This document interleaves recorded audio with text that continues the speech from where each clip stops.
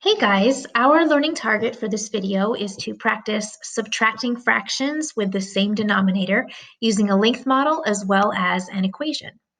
And the first step in this process is to draw a length model, meaning a fraction bar or a number line, a length model of the minuend, which is just the first number in a subtraction problem. The number that's another number is being taken away from. Okay, so in the equation 5/5 minus 2/5, we're going to start by drawing a length model of the minuend, the first number, 5/5. Okay, and that's what we've done here. We've drawn 5/5 on a number line and 5/5 as a fraction bar. And both of these serve as length models. 5/5 is 5/5 distance away from 0 on the number line and with our fraction bar.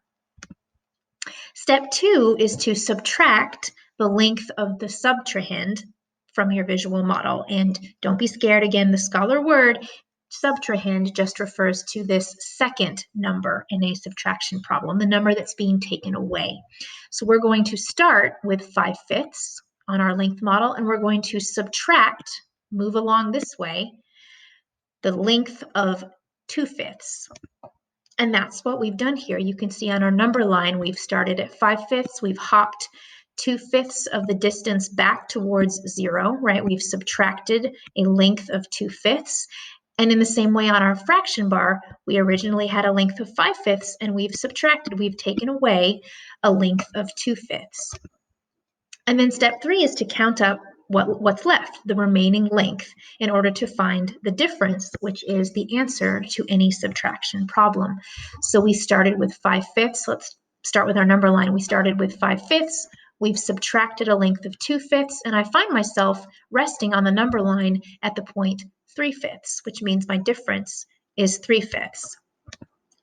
And in the same way on the fraction bar, you can look at it very similarly. You have a length of 5/5 to start, and then you subtract, you cross off a length of 2/5, which leaves you with a length of 1, 2, 3/5, which means my difference, again, is 3/5.